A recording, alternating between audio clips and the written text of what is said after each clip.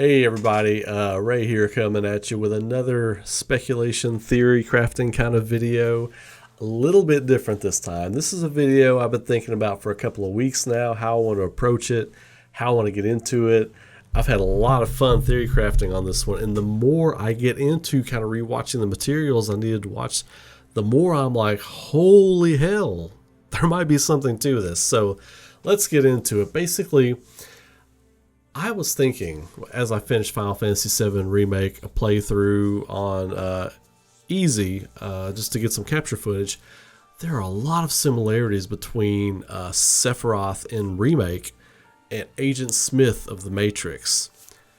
I know it sounds out of left field, but it popped in my head for whatever reason. I couldn't get it out, so I started looking into it, started thinking about it. So to start with, just right from the jump, the tales themselves, okay, Final Fantasy VII Remake and The Matrix flow on this concept of fate repeating itself over and over, and that there are safeguards in place to make sure that that very thing happens, that the things that are supposed to happen every time happen.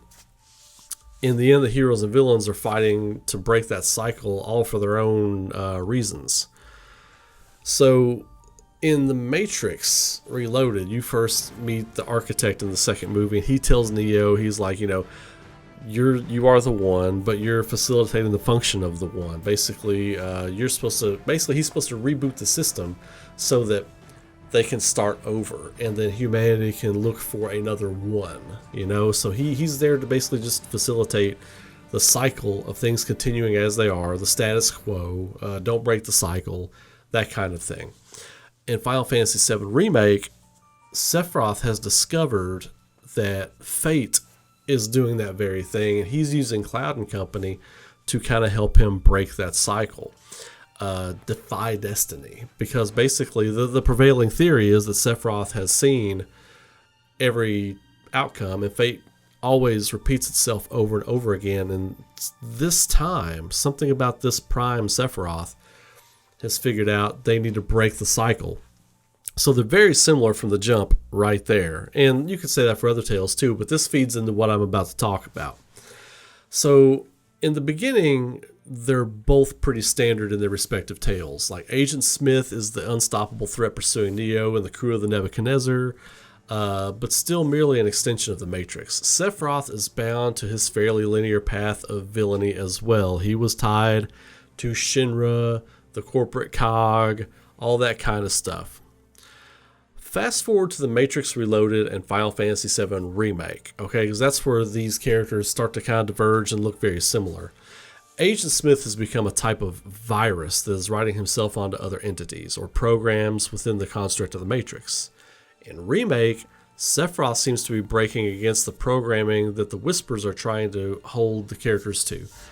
The original timeline events, in essence, the Whispers, or the Cries of the Planet, they were most likely in the original Final Fantasy VII. That's probably what people were referencing in the original Final Fantasy VII. The Cries of the Planet were probably the Whispers. They're like agents in the Matrix, which would be, the Matrix would be Gaia in that comparison. Gaia or Fate, whatever, however you want to consider that, the planet or Fate itself. They're there to keep people in line and within the program. So the agents in the Matrix and the Whispers in Final Fantasy VII Remake. So that comparison right there, when you're comparing Sephiroth and Agent Smith, Sephiroth is kind of like, he's understood what the Whispers are doing. So he's kind of in the shadows, kind of playing things out. So now with that out of the way, okay, that little explainer out of the way, here's where the similarities start to get a little bit scary. The similarities get pretty scary at this point. Sephiroth was originally a cog in the wheel of Shinra, the most powerful member of Soldier, but also under the thumb of Shinra. Until discovering the truth about his mother and going mad that he was created from Genova and all this kind of stuff. Shortly thereafter, he is dispatched by Cloud in the Nibelheim reactor and dormant for several years. Sephiroth's not heard from. He's considered dead or MIA. Similarly, can't talk. Agent Smith was a program of the Matrix designed to police the construct and ensure that the system was protected from all threats, especially hunting down the one. which I'm not going to get into all that because the one is created by the Matrix, so it's all cyclical, okay? At the end of the first film, Smith seemingly deals a mortal blow to Neo, in all appearances defeating the hero, only for Neo to rise up and destroy Smith. Just like how Sephiroth stabbed Cloud in the Nibelheim reactor, only for Cloud to find the last bit of strength to defeat Sephiroth. That's pretty similar right there. Next, just like Sephiroth can copy himself onto S-Cell Genova experiments, Agent Smith can copy himself onto seemingly anyone in the Matrix once he is reborn as the virus. We see that in Final Fantasy VII Remake and in OG Final Fantasy VII as well. Whether you want to say it's Sephiroth, whether you want to say it's Genova, I'm saying it's Sephiroth because we really don't know yet exactly what's happening in Remake. So I'm going to say that's Sephiroth using the power of Genova. That's his will. If it's his will, I'm going to say it's Sephiroth. He's using the power of Genova. Okay. So we see him doing that repeatedly when he uses different S-Cell experiments to come at Cloud or communicate with Cloud or whatever. And then, of course, you've got Agent Smith copying himself onto anything and everything in the Matrix. Blue pill, red pill, program, whatever. He copies himself onto all of it. So there's another similarity.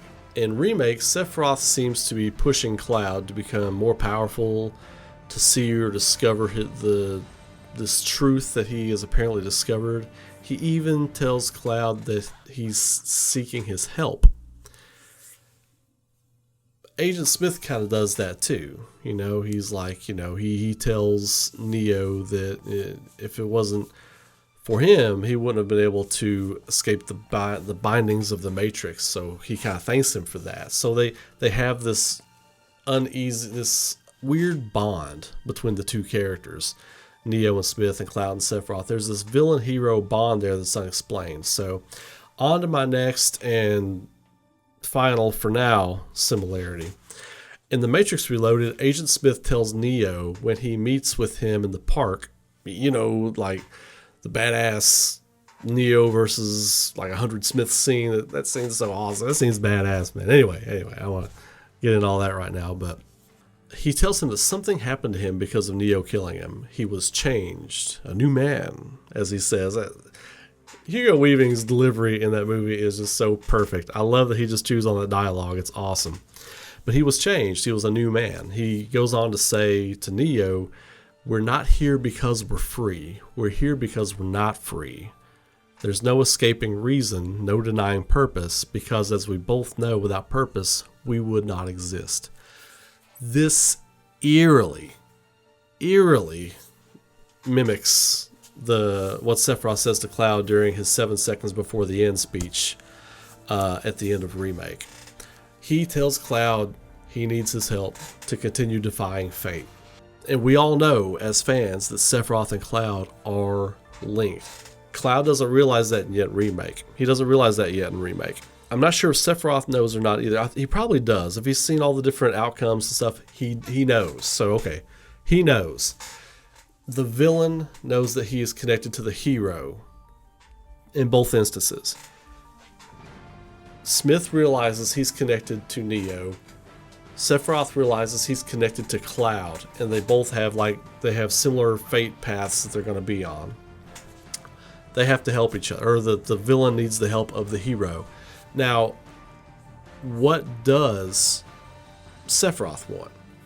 He wants to use the planet and travel the cosmos and all that kind of stuff. If his motivations and goals have changed in Remake, we don't know that yet. So we can only go by what we do know that the character wanted in the past. It may have changed. It may have changed. What does Smith want? Smith wants to get out of the Matrix. He doesn't want any part of it. He wants to be back in the machine world. And he knows Neo can help him do that. Now, once he is beaten by Neo, he realizes that he can be truly free of everything. He can be the god of the world, basically, if he wants to. He has to get out of the Matrix, though, and he knows that he has to have Neo. Like, he either has to corrupt Neo and become a part of him, or he has to escape by other means. But he knows Neo is the key. Sephiroth realizes Cloud is the key to defying fate and getting out of this whole cycle that they're in. So what do you all think? That's my breakdown. I was thinking about this, and I was like just going over it in my head, and I was, every time I thought of a new point, like there's some other little points I didn't get into, but those are the big ones, right? Those are the big ones right there. And I might talk more about that later in like a stream or something like that. But what do you all think? You know, let me know what you all think about that in the comments, because I thought that was fun. A fun little bit of bouncing back and forth. Now I know the Matrix came out 2 years after Final Fantasy VII was released. Everybody knows that. But Remake wasn't worked on. They didn't start working on writing and conceptualizing Remake until well after the Matrix trilogy was over.